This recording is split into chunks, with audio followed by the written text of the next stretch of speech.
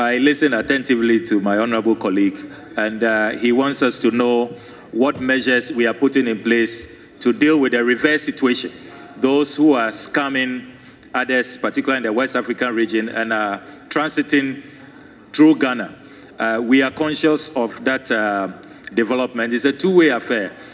These QNet and other scammers are not only sending Ghanaians to neighboring countries, but the reverse is also true, and I can confirm that.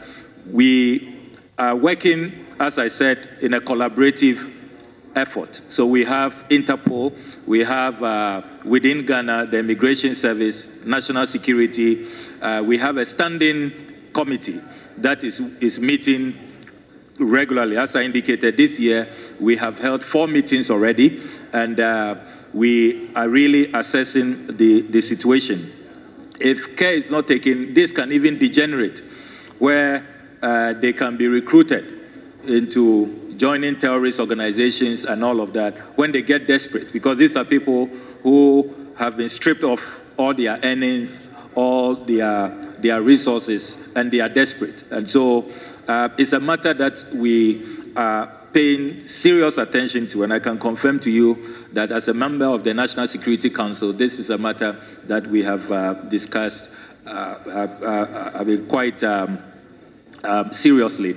And I will only appeal that when some of these cases are detected in your constituencies, if you can swiftly bring them to our attention so that we will involve the authorities. I see that in your case, I think that you tried with your constituents to round them up and then you failed, which allowed them to escape. But if we had quickly shared the information and brought in the professionals, national security, the immigration, or the Ghana Armed Forces, I'm sure they could have rounded them up more easily, and that will have helped us to really unravel the network and see who the ringleaders are. Because so far, unfortunately, we have not been able to arrest the masterminds, those who are spearheading this. We are able to identify where they are being kept, and then we go in and rescue them.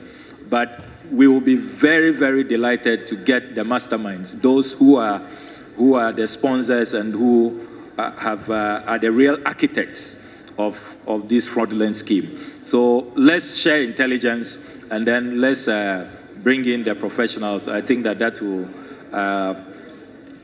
produce the results that we all demand. But I want to commend you for being proactive and helping to bring this matter to the fore. I believe that as we continue to work together and share information, we can get to the bottom of this. But public education, let's get our young people to stay away from these schemes. Let's educate them on how to migrate.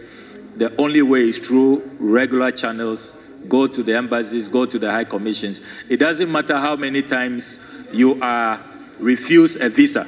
There is no sanction for multiple refusals. And also, let's believe in our country. Let's believe that we can make it here. If you own a house, if you have 80,000 cedis, 100,000 cedis, 150,000 cedis, that is good money you can use to start a business. Why do you want to give it to a scammer who will kidnap you in another country? So we really should educate our young people and change their mindset that they can make it here.